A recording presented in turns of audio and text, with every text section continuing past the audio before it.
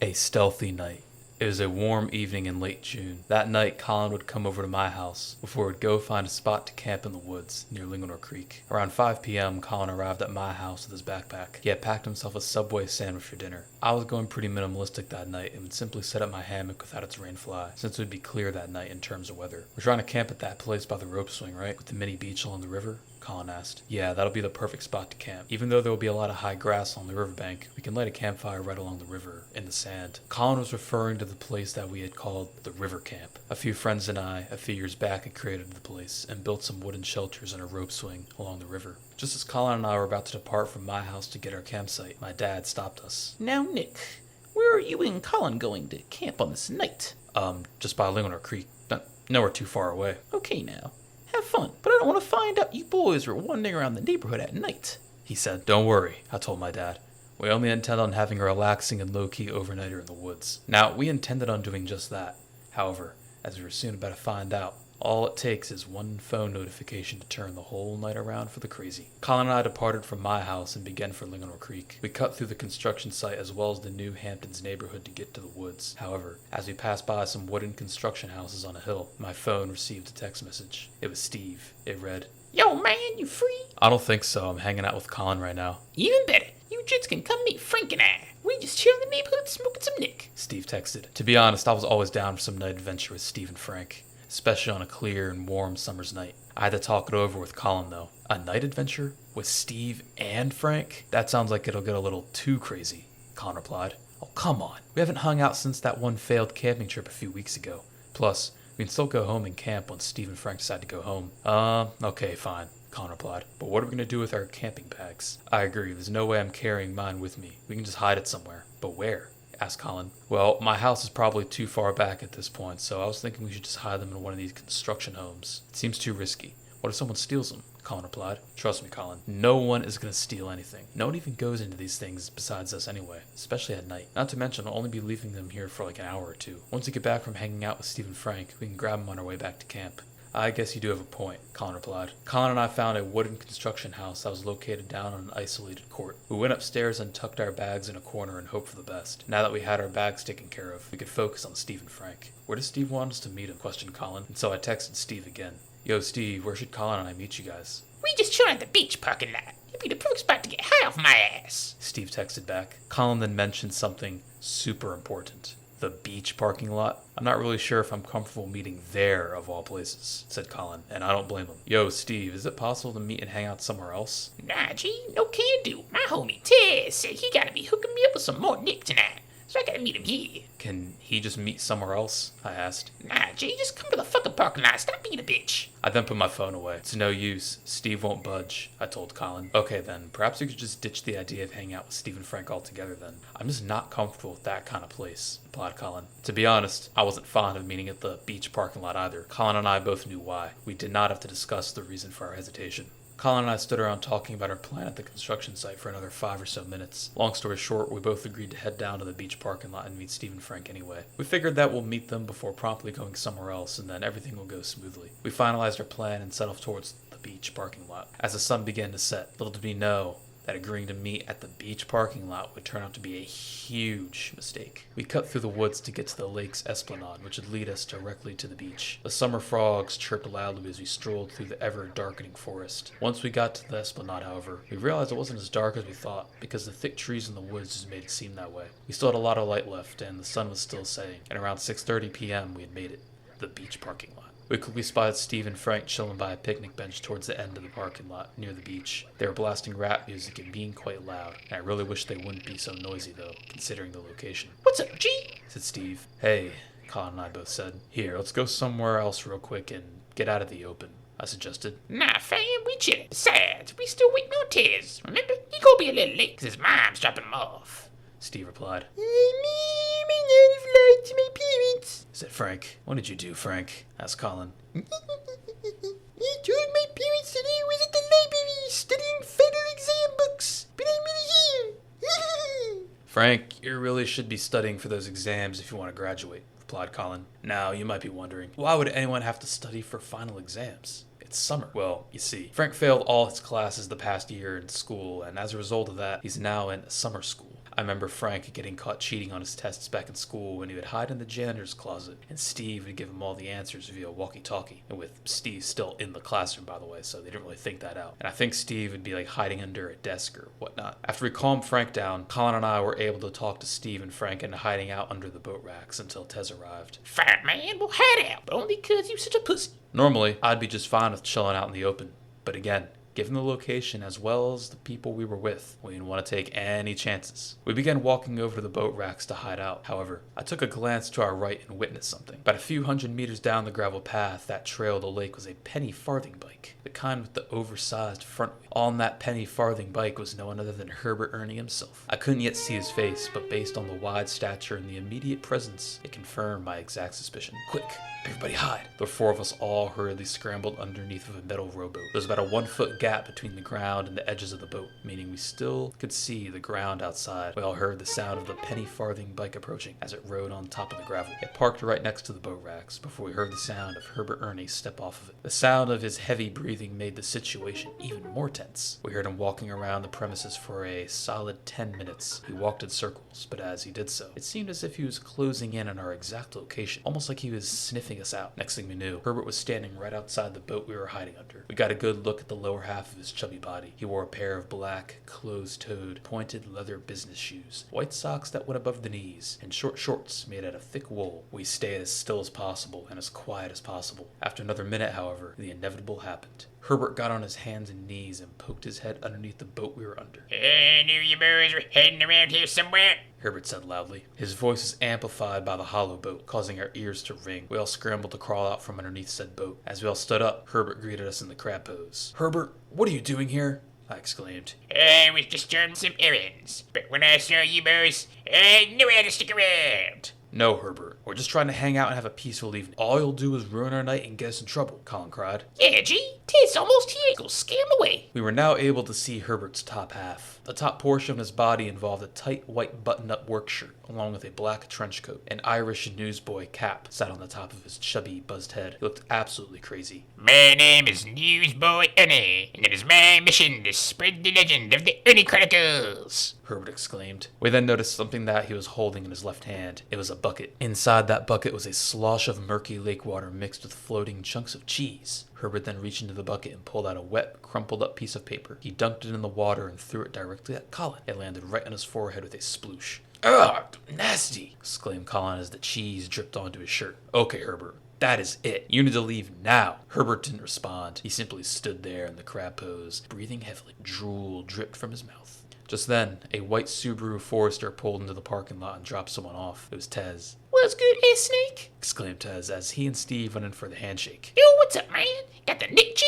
Tez handed Steve the nick, and Steve immediately took some hits, as did Frank. Who the fuck is this? Tez, as he referred to Herbert. I was about to tell him, but Herbert shushed me. Exclaimed Herbert whilst doing the no motion with his finger, moving it from side to side. My name is Newsboy Ernie, and it is mission to spread the word. Herbert, seriously, I'm not even joking anymore. You can't hang out with us, said Colin sternly. Well, as much as I'd stick around with you boys, I have important missions to attend to. Missions such as spreading the Ernie word. Herbert then hopped back onto his penny farthing bike and took off down the gravel path towards the caveman caves. What the fuck is that, Yes, Tez. That was Herbert Ernie. You've probably seen him at school sometimes. He's gone now, so we shouldn't have to worry about him anymore, Colin said with a sense of relief in his voice. Fuck, man, I'm glad he's gone, said Steve. Same. Now we can hang out in peace. Now that Herbert was gone, it was time to get this night into action. We were all getting pretty hyped. Hey, bet me, boys, proclaimed Steve. I bet, Tez said. Where we trying to go? Hey, went to Waffle House, Frank declared. Nah, man, fuck that shit. That'd be some fucking bus-man shit.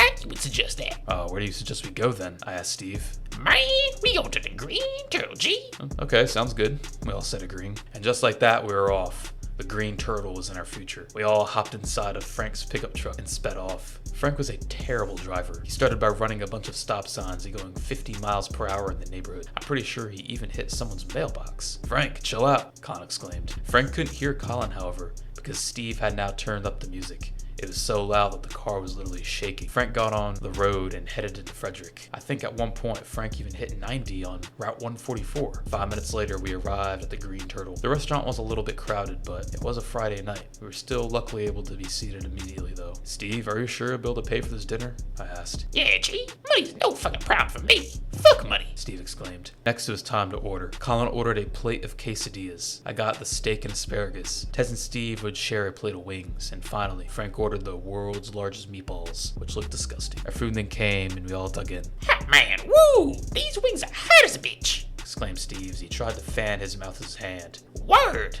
He took a big gulp of Mountain Dew. Before we knew it, we were all done with our food and it was time to pay. Steve handed the waiter his debit card. He had a smug look on his face as the waiter walked away. Literally seconds later, however, the waiter came back to say some words. Sorry, sir, but your debit card declined. It be that pin. Replied Steve. Well, you guys are gonna have to find a way to pay for this very soon, or we're gonna have an issue. We all looked at each other in confusion until we lucked out. We witnessed the person in the booth behind us get up and reveal themselves. It was Chad. Don't worry, bros. Dinner's on me, said Chad, as he gave the waiter his card instead. The waiter approved the payment, and we were good to go. Good to bro.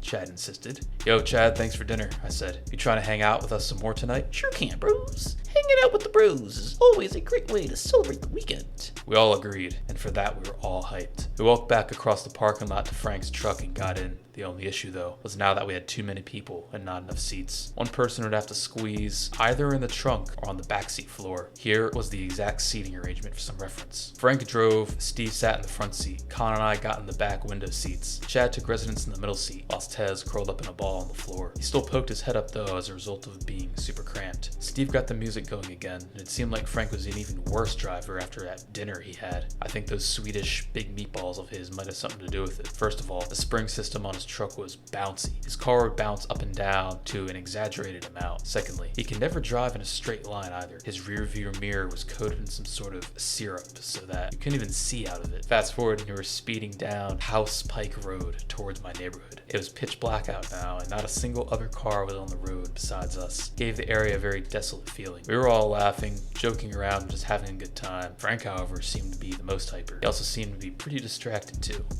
Frank, Frank, slow down, I told him casually. We were all still pretty hyper and still laughing. Meanwhile, Frank was about to exceed 70 miles per hour. This section of road is extremely straight and flat, so it's easy to speed like that. Frank, watch out! Con exclaimed as a mysterious figure riding a penny farthing bike darted across the street. Yo, man! Exclaimed Steve as Frank's car was sent spinning in a 360-degree motion. Whee! Frank exclaimed. The tires screeched on the road as we spun. The whole situation was a blur, and before we knew it, we were lying on our sides as Frank's truck had now rolled over upside down. Luckily, we were all fine, no one was hurt. The funny thing about this was that when Frank spun out of control, he could have easily kept going and likely not hit Herbert, but no, he swerved and now his truck was totaled. Frank, you gotta be more careful, said Colin as he rubbed his neck, likely sore from the crash. Man, you dumbass, exclaimed Tez. Steve warned me about you, buzzman. You gonna call your dad or something? I asked. Probably not. He still thinks I'm at the library. Probably Frank. What are you gonna do then? Colin asked. I'm back and get my truck in the morning. Then I can to the shop to get fixed up, he said casually. Okay then, suit yourself. The six of us began walking along House Pike Road back towards the neighborhood. Luckily, we weren't too far at all. We began walking by the mailboxes when Frank began receiving a phone call from his dad. Hello? Frank, you're supposed to be home by this time from the library an hour ago. Where are you? His dad asked. I'll be hanging out with my friends right now. What? Frank, you stay on the line. You were in big trouble, he said. But just then, Frank's phone died as his phone was only at 1% battery. Yep, looks like some problems take place. Frank, nothing took care of anything. You are in a very bad situation, I told him. Don't worry, my dad's a cop. Hey, this motherfucker uses the same excuse every single fucking time, said Steve. Frank, that doesn't mean anything, I told him. After Frank convinced us that everything would be a-okay, we all agreed to walk to my friend Seth Dessim's house and sneak onto his pontoon boat and take it out on the lake. Colin tried to suggest that we simply text Seth and ask, but Steve had other plans. Nah, G, fuck all that shit. We now the Stealthy Serpents. We gonna roam in the woods at night, hitting up all the top secret missions. Steve then went on a rant, talking all about how we're the stealthiest dudes in town and all. However, the irony of it was that people like Frank are the least stealthy people in existence. Don't worry, guys. I'm very stealthy. exclaimed Frank sarcastically. Frank then proceeded to put on a pair of those night vision goggles, the kind that hang from your head that make you look ridiculous. They were very floppy and were held together with tape. They didn't actually work though, because Frank tripped and fell seconds later. He still refused to take them off though. 5 minutes later and we arrived at Seth's house. Frank began having second thoughts. Luckily, Steve gave Frank a piece of his mind. Man, quit being such a pussy. Everybody knows that Buzzman be the biggest bitch in town. This shut Frank up for a while. We cut through one of Seth's neighbors' yard to get to the edge of the lake, near his pontoon boat. We were sneaking through some bushes, about to enter Seth's backyard. That's when we noticed that the entire backside of Seth's house was lit up. All the lights inside were turned on, and his family was out on the back deck having a get-together. We could even see the faint glow of a fire pit, along with Seth himself up there too. Tiki torches illuminated their faces. We also heard the sounds of guitars, drums, and singing as Seth had his band playing. Woo! We heard someone shout as they likely took a shot of liquor. The rest of us were hesitant, but Steve wasted no time taking action. He darted from the bushes we were hiding in and stealth ran over to Seth's pontoon boat. Surprisingly, no one noticed him, even from up on the deck. We then got a hand signal from Steve, motioning for us to come on over. We were still hesitant, then Steve texted me. Bro, these jits left the fucking keys in the ignition. I told everyone what he said and we all snuck over, one at a time. Must have been crazy how no one had seen us. Once we all got on the cramped pontoon boat, we hid underneath the seats. It was dark where the boat was, so hiding was easy. As long as we didn't make any noise, Steve would be the one to start and drive the boat. He had a smug look on his face as he practically slithered up to the ignition area. I could tell he was really full of himself when it came to being the stealthiest person in town and all. However, as soon as he turned the keys and started the ignition, the entire boat became surrounded in an orb of bright white light, and the engine literally sounded like we were firing up a Ferrari. This immediately alerted Seth and his guests. Hey! Get away from my pontoon boat! We heard Seth shout from up on his porch. As soon as Seth yelled that, everything going on in his party came to a halt. Even his band stopped playing. Then all witnessed Seth Decim himself scrambling down the spiral staircase and off of his porch. He began running over to the boat where we were. Just then, the boat began moving. Not very fast at first though. As a result of this, Seth caught up to us and was on the boat dock within seconds. He then grabbed onto the boat railing while still standing on the dock in an attempt to pull us back. But it was no use. There was no way Seth could pull out an engine the size of a TV. Before we knew it, Seth was now outstretched over the water, hanging for dear life. His feet were on the dock, but only barely, and he was in the process of sliding off. Then, the inevitable happened. His feet slid off the dock and his hands slipped off the railing. Ah! Seth exclaimed as he was plunged into the murky water. He emerged from the water, which is extremely shallow. He was wet head to toe and is now covered in algae. Oh, fuck, Seth said. I don't blame him. We were off. The pontoon boat was ours for the night. We figured we'd cruise around the lake for a few hours before returning it to Seth's house. You won't get away with this! Seth shouted as we drifted away from his dock, out into the lake. Fuck yeah, Chief. Now we can do whatever we want. Yay, boat party! Frank added. Now this pontoon boat is something I can really get used to, Chad said smoothly as he rested his arms behind his head. He sat in the comfy leather seats the boat had lined along the edges. Yo, S-Snake, they got snacks up in this crib, exclaimed Tez. Really, G? Steve and Tez then dug into the jumbo-sized bag of Takis kept in the cooler on board. We were in the middle of the lake now, and I was finally starting to relax. The night was beautiful and clear. I could still hear the frogs croaking from the shoreline in the woods. I'm finna pick up some chicks, G, exclaimed Steve. Sounds good, bro. I know a few babes that live near here. I say we pick them up gentleman style, said Chad. Now that sounds like a fine-ass plan to me, G, replied Steve. Yeah, man, I'm finna get head tonight, Tez exclaimed. Who's gonna come out at 10:30 at night? Asked Colin. Don't worry, G. We gonna find a party with a bunch of drunk chicks. They'll be down for anything. Steve then steered the boat towards the beach we were at earlier. Colin and I tried to convince him to go to the other beach instead, just because Steve and Tez insisted that all the bangers go down at the one beach, the main beach. Colin and I knew otherwise, however. We anchored the pontoon boat at the beach and hopped out. We had to get our feet wet in order to get into dry land. For some unknown reason, Steve went from previously being in a hoodie to now wearing a sleeveless biker shirt. We left the boat where it was and set off to find this party that Steve kept talking about. However, we were walking along a road in the neighborhood when we saw a police car pull up next to us. Steve and Tez were sent sprinting in the other direction as soon as they saw it. Chad, Colin, Frank, and I stayed though, since we didn't really do anything wrong. The cop then rolled his window down. However, it wasn't just any cop. That cop turned out to actually be Frank's dad. Apparently, he had just gotten off work because he was still in uniform and was now looking for his son. Frank, I thought you were still at the library, he exclaimed angrily. Why did you just drive home? Frank began giggling uncontrollably. Well, me, I mean, of crashed my truck in the sea. Hold up. House Pike Road? That's not the way to the library. Why are we on House Pike Road? Well, I may not have gone to the library at all. I may not have gone to the Green Turtle instead. Frank, you are in huge trouble. Get in the car right now, because I am taking you home. When we get back, you are grounded for 5 months. Frank began for the passenger seat door, but his dad stopped him. Back seat, mister, he ordered. As Officer Worming sped off with his son, I could hear the faint sound of a whee coming from the back seat. Just then, Tez and Steve came out from hiding. Huh? Buzzman got his ass arrested. That fucker got what he had coming for. Don't get too cocky now, Steve, warned Colin. Unfortunately, Colin would be right. The rest of us simply decided it'd be best not to stick around the area too much longer. We all agreed to head back to the beach and get back on the boat. From there, we'd sail back to the middle of the lake, sleep on the boat before returning back to Seth's house in the morning. Who knows, maybe Seth will even make us some cinnamon rolls for breakfast. We got our feet wet again and boarded the boat. We took the boat to the farthest point from land we could find, which wasn't that far, and away at anchor. Not gonna lie though, the boat was actually pretty cozy to sleep on. Tez and Chad decided to go to sleep, but Steve, Colin, and I decided to stay up and watch Netflix on Steve's phone. About an hour later, however, Steve, Colin, and I were balls deep into the show when we heard something coming from the gravel path near the beach parking lot. It sounded like the sound of a large tire riding on gravel. Then the sound stopped. We then saw a faint light of a phone flashlight coming from the dock of the lake shore. You guys see that? I whispered to Steve and Colin. Man, it be nothing to worry about.